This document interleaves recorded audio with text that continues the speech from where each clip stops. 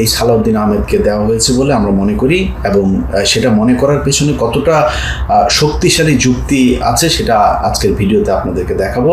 একদম সালাউদ্দিন আহমেদের নিজের বক্তব্য, এগুলো আমি খুঁজে তারপর বের করেছি যে সে কত ডাহা মিথ্যা কথা তার এই গুম নিয়ে বলেছেন। সালাউদ্দিন আহমেদ কখনোই গুম হন নাই। সালাউদ্দিন আহমেদ ভারতের রাষ্ট্রীয় অতিথি হিসেবে সেই দেশে গিয়েছিলেন, সেই দেশে তাকে 10 বছর ট্রেনিং দেওয়া হয়েছে, এবং এই যে আজকে যেই বাংলাদেশে রয়ের যেই ক্রাইসিস, তাদের যেই একটা ভ্যাকিউম তৈরি হয়েছে, তাদের পক্ষে আওয়ামী লীগের লোকজন তো আর এখন নাই, তো নতুন করে কারা কাজ করবে? এই কাজ করার লোক হিসেবে তাকে যাতে নিয়োজিত করানো যায়, সেই কারণেই তারা তাকে 10 বছর রেখেছিলেন, এবং সেখানে তিনি ট্রেন্ড আপ হয়েছেন।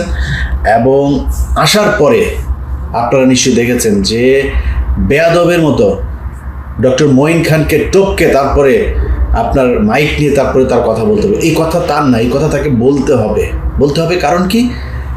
এর কারণ তিনি যেই দিন উত্তরার যে বাসা থেকে তিনি আটক হয়েছিলেন, সেই বাসাতে তিনি এক নারীকে নিয়েছিলেন, এবং ওই নারী সহ এই আইনশৃঙ্খলা বাহিনী তাকে ধরার পরে হতে পারে আমাকে যিনি এই বিষয়টা বলেছেন তিনি যেহেতু নিশ্চিত করেন নাই, বাট হতে পারে সেই মেয়েই হয়তো তাদের ট্র্যাপ, সেই মেয়েকে দিয়েই তার অবস্থান নিশ্চিত করা হয়েছে, এবং সেখান থেকে তাকে ধরা হয়েছে। ধরার পরে সেগুলো ভিডিও করা হয়েছে, এবং এখন সালাউদ্দিন যা বলছেন সব কিছু তাদের শিখিয়ে দেওয়া, এটার বাইরে তার যাওয়ার কোনো সুযোগ নাই, কারণ তাদের কাছে সেই মেয়ের তার সাথে সব ভিডিও সব কিছু তাদের হাতে আছে। সে চাইলেও এখান থেকে বের হইতে পারবে না। আচ্ছা, এখন এটা আপনাদের সামনে আমার কোনো প্রমাণ নেই, আপনাদের বিশ্বাস করারও দরকার নাই, এটা আমার আলোচনার বিষয়ও না। আজকে আলোচনার বিষয় হচ্ছে সালাউদ্দিন আহমেদ যে গুম হন নাই সেটার প্রমাণ সালাউদ্দিন আহমেদ নিজে বলবে আপনাদেরকে আজকে। আচ্ছা, সালাউদ্দিন আহমেদ প্রথমে, এটা নিয়ে কোনো দ্বিমত নাই, আইনশৃঙ্খলা বাহিনী বলেন, যারাই তাকে তুলে নিয়ে গেছে, তার পরিবার, তিনি, গণমাধ্যম, সব জায়গাতে আমরা একটা জিনিস শুনেছি, তিনি উত্তরের একটা বাসা থেকে আটক হয়েছিলেন। কারা আটক করেছে সালাউদ্দিন আহমেদকে? 12 ঘন্টা জার্নি, তারা কি কোনো কথা বলেছিল আপনার সঙ্গে নিয়ে আসার সময় গাড়িতে করে? এগুলো আমার সব চোখ কান বন্ধ ছিল, আমি জানি না। আচ্ছা, এটা খুবই যৌক্তিক একটা বিষয় যে ওনার যেহেতু চোখ, হাত পা সব বাধা ছিল, যে কারণে উনি দেখেন নাই যে কারা তুলে নিয়ে গিয়েছিল, যেহেতু তারা পরিচয় দেন নাই। এবার চলেন আমরা গণমাধ্যম ওই সময় কি বলেছিল। তার পরিবারের বরাত দিয়ে গণমাধ্যমকে জানানো হয়েছিল যে তাকে ডিবি পরিচয় দিয়ে ডিবির লোকজন তুলে নিয়ে গিয়েছে। শুনি আমরা সেই নিউজের ক্লিপটা। 2015 সালের 10ই মার্চ উত্তরার এক আত্মীয়র বাসায় অবস্থান করার সময় ডিবি পরিচয়ে সালাউদ্দিন আহমেদকে তুলে নেয়ার অভিযোগ করেছিলেন তার পরিবার। ওই বছরের মে মাসে ভারতের মেঘালয়ের শ্রীলং থেকে স্থানীয় পুলিশ সালাউদ্দিন আহমেদকে উদ্ধার করে। আচ্ছা, এখন ধরেন সালাউদ্দিন আহমেদ যেদিন ধরা পড়েন, ওই ধরা পড়ার পর থেকে আজকে পর্যন্ত, একদম যখন আপনি ভিডিও দেখছেন ততদিন পর্যন্ত বাংলাদেশের কোনো সংস্থা কিন্তু এখন পর্যন্ত স্বীকার করে নাই যে কারা নিয়ে গিয়েছে। বাট তিনি ভারতে গিয়েছেন, ভারতে তাকে ফেলে দিয়ে আসা হয়েছে শিলংয়ে। সো আমরা, এটা তো খুবই স্বাভাবিক যে ভারতীয় বাহিনী এটার সাথে জড়িত ছিল, কিন্তু বাংলাদেশের কোনো সংস্থা কিন্তু দেখা করেন নাই। তার মানে সালাউদ্দিন আহমেদ, তাকে ধরার আগেই সালাউদ্দিন আহমেদ জানতেন যে তাকে ডিবি পরিচয় ধরা হয়েছে, কারণ সালাউদ্দিন আহমেদকে নিয়ে যাওয়ার পরে তো আর কেউ স্বীকার করে নাই। সো তার পরিবার জানলো কোত্থেকে? তার মানে তার পরিবার ওই ধরার সময় তারা পরিচয় দিয়েছিল যে আমরা ডিবি থেকে এসছি। সালাউদ্দিন আহমেদ বলেছেন তিনি, তার চোখ কান খোলা ছিল, বাধা ছিল, তিনি দেখেন নাই কারা ধরে নিয়ে গেছেন। আপনাকে তো বাড়িতে থাকতেই তারা পরিচয় দিয়েছে ডিবি, তিনি সেটা অস্বীকার করেছেন। কেন অস্বীকার করেছেন? আরও কত কিছু অস্বীকার করেছেন, সেটা ভিডিওতে দেখবেন। আমরা যারাই আটক করুক, এখান থেকে নিয়ে গেল। নিয়ে যাওয়ার পরে কি হয়েছে? সালাউদ্দিন আহমেদকে একটা ভিডিওতে এক সাংবাদিক জিজ্ঞেস করেছিলেন এরপরে কি হলো, সালাউদ্দিন আহমেদ কি বলে শোনেন। ভারতে যাওয়ার বৈধ কোনো কাগজ দেখাতে পারেনি বিএনপির এই নেতা। পুলিশকে জানান ঢাকার উত্তরা থেকে অপহৃত হওয়ার পর তার আর কোনো কিছু মনে নেই। আচ্ছা, উত্তরা থেকে ওনারে ধরলো, এরপরে আর ওনার কিছু মনে নাই। আমরা এটা বিশ্বাস করি, উনি যেহেতু বলেছেন বিশ্বাস করি। এবার চলেন অন্য আরো গণমাধ্যমে উনি কি বলেছেন সেটা শুনি। কিছু আইনশৃঙ্খলা বাহিনীর পরিচয়ে সশস্ত্র লোক সাদা পোশাকে আমাকে তুলে নিয়ে যায়, চোখ বেঁধে হাত বেঁধে, এবং এমন একটা জায়গায় রাখে যেটার কক্ষের বর্ণনা আমি তো হবে যার এক পাশে একটা নালার মতো ছিল, পানির ট্যাপ ছিল, একটা ছিদ্র ছিল যাতে প্রকৃতির ডাকে সাড়া দেওয়া যায়। রুফে একটা হাই পাওয়ার ভাল্ব, লোহার দরজা, নিচে খাদ্যদ্রব্য দেওয়ার জন্য একটা জায়গা, একটু ফাঁকা ছিল। আচ্ছা দেখেন, কিছুক্ষণ আগে সে বললো সে কিছুই জানে না, কিছুই মনে নাই, উত্তরের দিকে ধরার পরে আর কিছুই তার মনে নাই, বলতে পারবে না। আবার এদের কাছে বলছে যে তাকে কিভাবে কত ঘন্টা চালিয়ে গাড়ি চালিয়ে নিয়ে গেল সব তিনি জানেন। এই জায়গাতেও সমস্যা আছে। ধরেন আপনি যদি যখন একদম ট্রাফিক নাই, তাকে মেঘালয় রাজ্যের রাজধানী শিলংয়ে পাওয়া গেল, তো বাংলাদেশ তারা তো হেলিকপ্টারে নিয়ে যাওয়া হয়নি, গাড়িতে বাই রোডেই তাকে নিয়ে যাওয়া হয়েছে। নিজস্ব গাড়িতে একদম যখন ট্রাফিক না থাকে ওই সময় যদি নিয়ে যাওয়া হয়, ঢাকা থেকে তার যেহেতু পরিবার বলেছেন ডিবি ধরেছেন, ঢাকায় ছিলেন, ঢাকা থেকে যদি আপনি সিলেট সীমান্ত পর্যন্ত যান তাহলে আপনার কয় ঘন্টা, 3 ঘন্টা 4 ঘন্টায় আপনার যাওয়া সম্ভব? তারপরে এটা আমরা খুবই মানে বড় বিষয় না আলোচনা করার, আমরা এইটুকু মেনে নিলাম, নিয়ে যাওয়া হলো। মূল খেলা হচ্ছে নিয়ে যাওয়ার পরে তাকে ভারতে তিনাকে নিয়ে যাওয়া হলো। তিনি সীমান্তের ওই পার থেকে গাড়ি একটা ওই পারে আবার রেডি, ওই পারের থেকে নিয়ে গেল, নিয়ে যাওয়ার পরে তাকে ফেললো। তারপরে কি হলো? শিলং এর একটা জায়গা, চোখের কাপড় খুলে দেখলাম একটা সাদা জিপ গাড়ি চলে যাচ্ছে। কথাবার্তা শোনা হয়তো আমাকে মনে করলাম আমি মানসিক ভারসাম্যহীন, আমার কথা হয়তো তাদের বিশ্বাস হয় না, আমার পরিচয় তারা হয়তো বিশ্বাস করতে চায়নি জামা কাপড় দেখে, আমার অবস্থা দেখে। তখন তারা আমাকে একটা মানসিক হাসপাতালে নিয়ে গেল। আচ্ছা, এইটা হচ্ছে যে কোনো একটা গণমাধ্যমকে দেয়া বক্তব্য যে তিনাকে সেখানে নিয়ে যাওয়া হয়, নিয়ে যাওয়ার পরে তাকে উদ্ভ্রান্তর মতো লাগছিল এবং লোকজন তাকে, তিনি তার পরিচয় দেওয়ার পরে লোকজন তার পোশাক আচার আচরণ দেখে খুবই স্বাভাবিক এখান থেকে টেনে হেসে নিয়ে যাওয়া হয়েছে বর্ডার দিয়ে, আবার কাঁটাতার পার হয়ে অনেক দূর হেঁটে হেঁটে তিনি গিয়েছেন, গিয়ে তারপরে লোকজন তারে দেখে চিনতে পারেন নাই, তাকে মানসিক হাসপাতালে নিয়ে ভর্তি করেছেন, রাইট? এটাই তো বললো, তাই না? শুনলেন, গাড়ি থেকে নামার পরে তিনি গাড়ি থেকে মানুষজন আসলো, এসে তারপরে তার হাত পা চোখ টোক খুললো, খুলে টুলে নিয়ে মানসিক হাসপাতালে নিয়ে গেল। বিশ্বাস করলাম এইটুকু। এবার চলেন আরেক জায়গায় কি বলেছে সেটা শুনি। যখন ওখানে ফেললো তখন আমাকে ওরা বললো যে ইউ আর ফ্রি নাও। তা আমি চোখ খুলে দেখলাম একটা আমার সামনে দিয়ে ওই গাড়িটা চলে গেল, সাদা একটা জিপ। তো পুলিশ এসে আমাকে নিয়ে গেল, ওখানে ভ্রাম্যমাণ পুলিশ টিম ছিল। তারা প্রথমে আমার শারীরিক অবস্থা, জামা কাপড়ের অবস্থা দেখে, আমার কথাবার্তা শুনে তারা আমাকে একটা হসপিটালে নিয়ে গেল, সিভিল হসপিটাল নাম। একটু আগে কি শুনলেন? ওনাকে মানুষজন এসে উদ্ধার করলো, কথাবার্তা বিশ্বাস না করে মানুষজনই নিয়ে গেল মানসিক হাসপাতালে। এখন আবার কি হইল?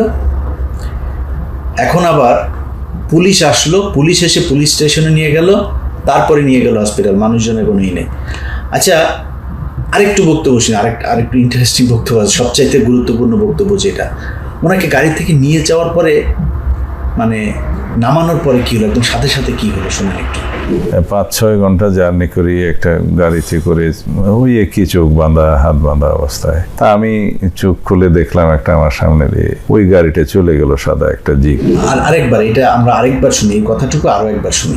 5-6 ঘন্টা জার্নি করি একটা গাড়িতে করে, ওই একই চোখ বাঁধা, হাত বাঁধা অবস্থায়। তা আমি চোখ খুলে দেখলাম একটা আমার সামনে দিয়ে ওই গাড়িটা চলে গেল, সাদা একটা জিপ। আচ্ছা, এই যে বক্তব্যটা দুইবার শোনার কারণ কি জানেন? ওনার হাত বাঁধা, চোখও বাঁধা। আচ্ছা, হাত বাঁধা, ওনাকে ফেলে দিয়ে গেল, তা আপনি চোখ খুললেন কেমনে?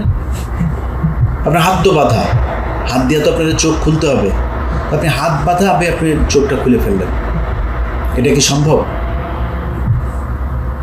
এইভাবে পুরো এই যে গুমের ঘটনায় সব কিছু মিথ্যা বানোয়াট কল্প কাহিনী সাজিয়ে নিজে ভিকটিম রোল প্লে করেছেন। পুরো ঘটনাতে তিনি এই যে ভিকটিম সেজেছেন, তিনি আসলে কিছুই না। এটার আইনগতভাবেও যে আমি যা বলছি সেটা হচ্ছে সত্যতা আছে, এটা প্রমাণ করি। চলেন আমরা সালাউদ্দিন আহমেদকে ধরে নিয়ে যাওয়া হয়। আচ্ছা, আপনারা যারা ভারতে গিয়েছেন তারা তো জানবেনই, যারা এই ধরনের বিপদে পড়েছেন তারাও জানবেন। আপনি যখন এই মানে ফরেন অ্যাক্ট তাদের যেটা আছে সেই অ্যাক্টে আপনি যখন করবেন, মানে আটক হবেন, আপনার হাত করা পড়াবে, সাথে সাথে প্রথম কাজই হবে হাত করায়।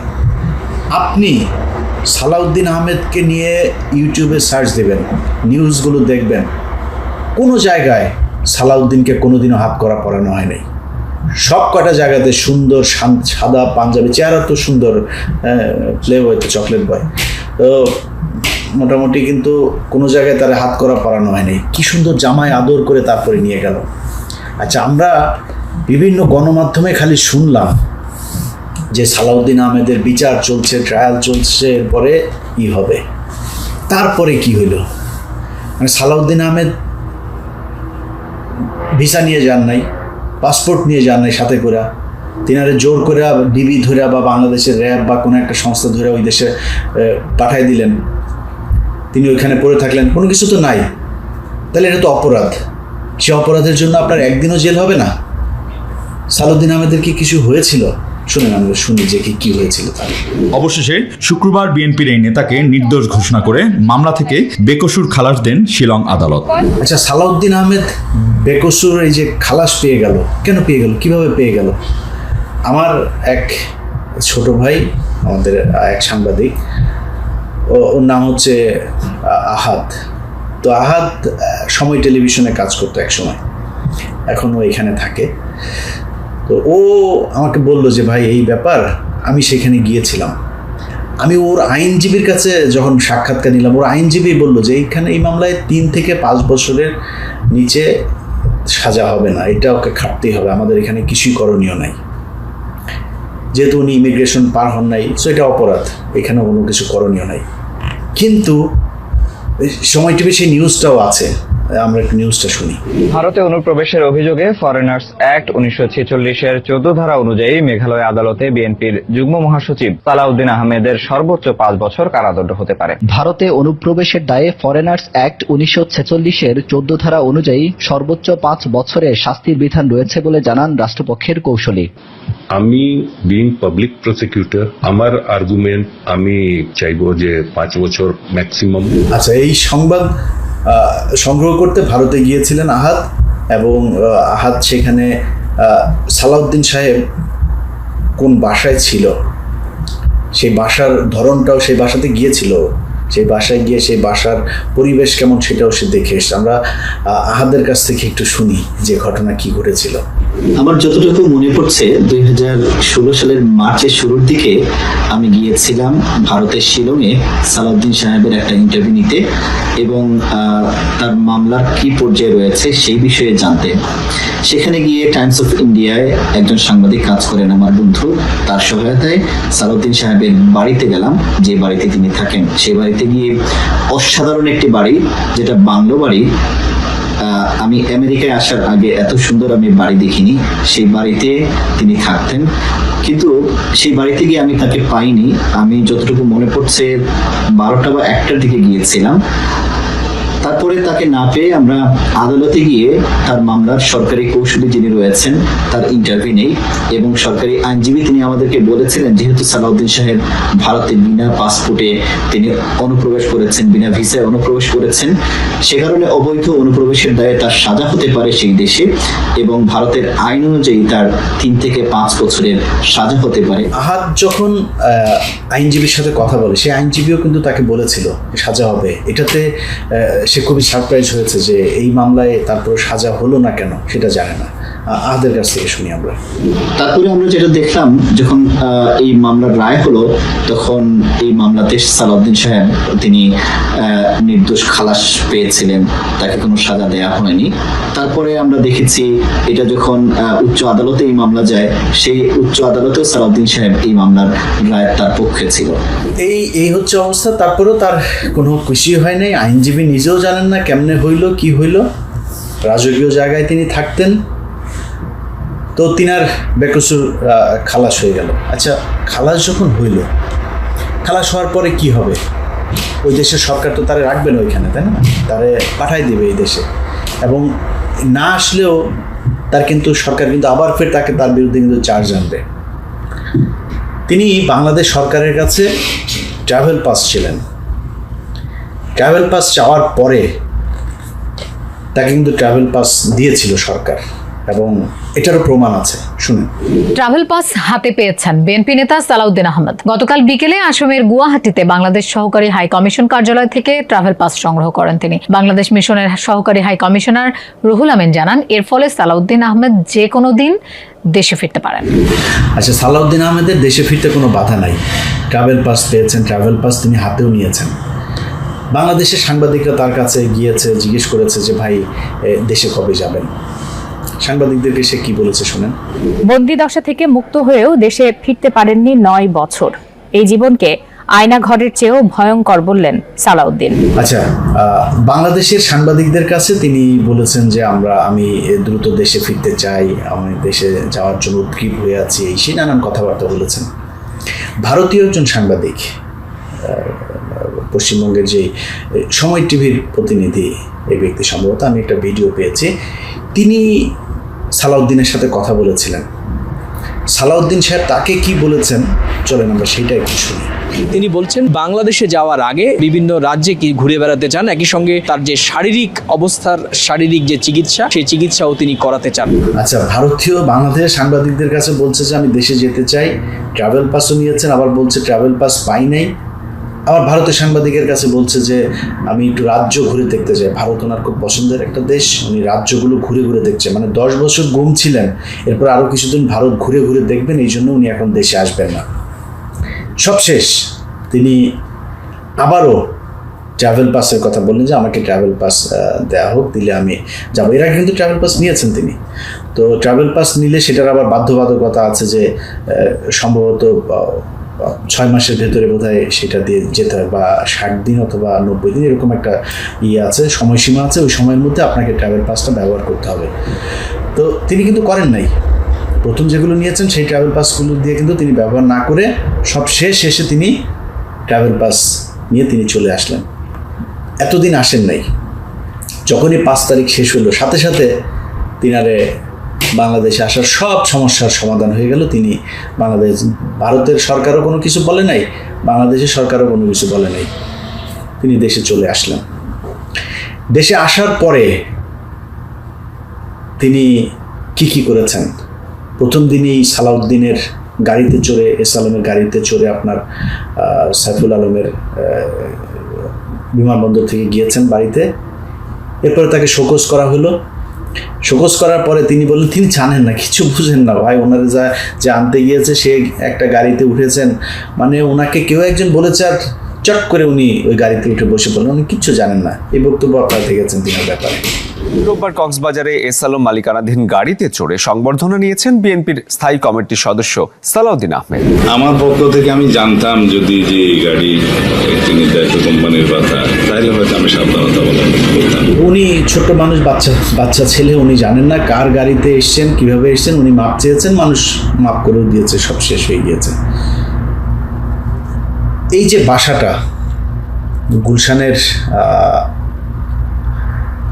বাড়ি নম্বর 1A, রোড 8, গুলশান 1, এই বাড়িটা উনি নিয়েছেন ইউনাইটেড হসপিটালের যে রাজা মিয়া আছে, এই আওয়ামী দালাল, তার কাছ থেকে তিনি গিফট নিয়েছেন এই বাড়িটা।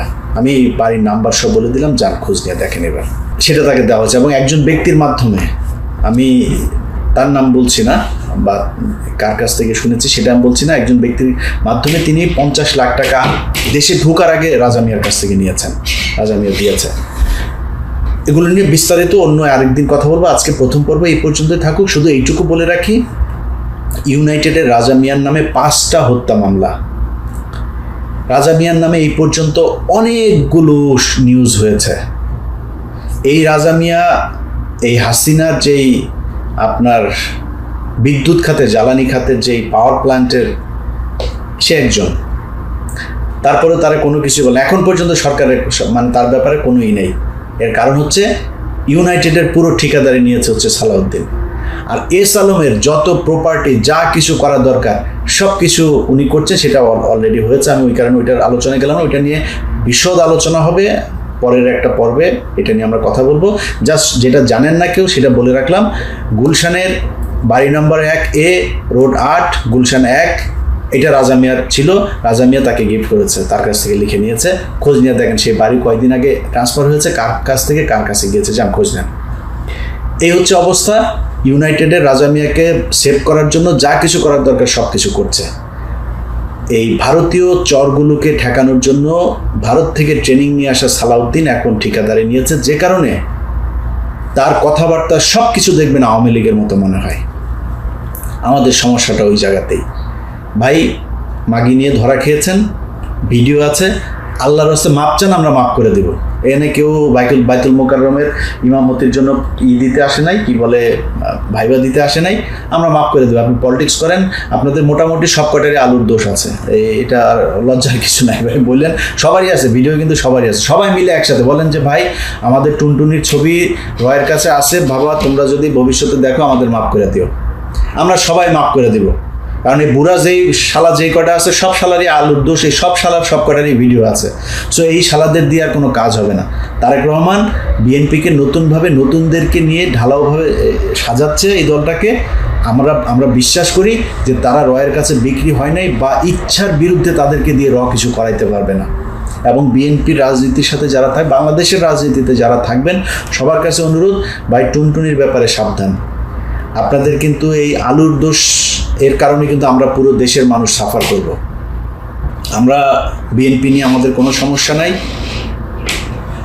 আমাদের সমস্যা হচ্ছে ভারত যেন বিএনপিকে গ্রাস করতে পারে। কারণ বাংলাদেশ, আমরা যদি এখন রাজনীতিকরণের দিকে যাই, আমরা -2 এর দিকে যাই, এটা এই দেশের জন্য ভয়ঙ্কর বিপদ ডেকে আনবে। অতএব আমাদেরকে বিএনপির উপরে ভরসা করতে হবে। সো বিএনপির যাতে ভারতের হয়ে খেলতে না পারে এই দেশের মানুষের ভাগ্য নিয়ে, সেই দিকে আমাদের নজর রাখতে হবে। সেই কারণে আজকের পুরো ভিডিওটা। সালাউদ্দিন ভাই, আপনার নিয়ে আমার কোনো ক্ষোভ নাই, আপনার সাথে আমার ভালো সম্পর্ক ছিল, ভালো সম্পর্ক থাকবে, কোনো সমস্যা নেই ভাই। আপনি বিপদে পড়ছেন, আপনার কাছে অনুরোধ, হয় রাজনীতি থেকে সরে যান, অথবা সবার কাছে মাপ চান যে আমার টুনটুনি ভিডিও আছে, আমি আপনাদের সাথে মাপ চাচ্ছি, ভুল হয়ে গিয়েছে, আর ভুল করব না, করলেও কেউ যাতে রেকর্ড করতে না পারে সেই ব্যবস্থা করেই করব। সাবধানে করেন, যেখানেই করেন সিপা চাপায় নিজের আওতার ভেতরে করেন। তো এটাই হচ্ছে মূল বিষয়। আমার মনে হয় বিএনপির যারা সালাউদ্দিনের হয়ে তারপরে আমাদের ছবি দিয়ে ঝাড়ু মিছিল, জুতা মিছিল করেছেন, ভাই আপনারা নিয়ে মানে আলোচনা করা, আপনার নিয়ে কথা বলার ওই সময় সুযোগ কোনোটাই নাই, সব বলাও যাবে না। আপনি ভাই ছাগলের 3 নম্বর কা বাচ্চা, আপনি যেটা করবেন ওইটা দিয়ে আমার যাবেও না, আসবেও না, আপনার নেতারও আপনি বাঁচাইতে পারবেন না। আপনি এগুলি করে চামচামি করে নিজের ওই আলু রুটি চাল টাল এই হাবিজাবি যেগুলো আসে, পিডিএফ কার্ডমার্ট, ভিজিএফ কার্ডমার্ট আছে না, এগুলোর একটু ভাগ টাক পাবেন, চান্দাবাজি করার সুযোগ পাবেন, গার্মেন্টসের ঝুট মুট হাবিজাবি এগুলো নিতে পারবেন, এগুলি পাবেন। তো এগুলির জন্য আপনি আপনারটা করেন। কিন্তু আপনি যিনি বিএনপি করেন, আপনি যদি আমার শত্রু মনে করেন সেটা একান্ত আপনার ব্যাপার। আপনি আমার বন্ধু মনে করেন, এটার জন্য আপনার যায় হাতে পায়ে যায় ধরবো, আমার দরকার নেই। কিন্তু আমরা বিএনপির বিরুদ্ধে না। বিএনপিকে যারা ভুল পথে নিতে চায়, বিএনপিকে যারা ভারতের ক্রিয়ানক হিসেবে ভারতের হয়ে কাজে লাগাইতে চায়, আমরা তাদের বিরুদ্ধে, এবং তাদের বিরুদ্ধে কথা বলেই যাও। এটার জন্য বিএনপির সব যদি আমার বিরুদ্ধে যায়, আল্লাহর রাস্তায় মাফ করে দেন, কিছু করার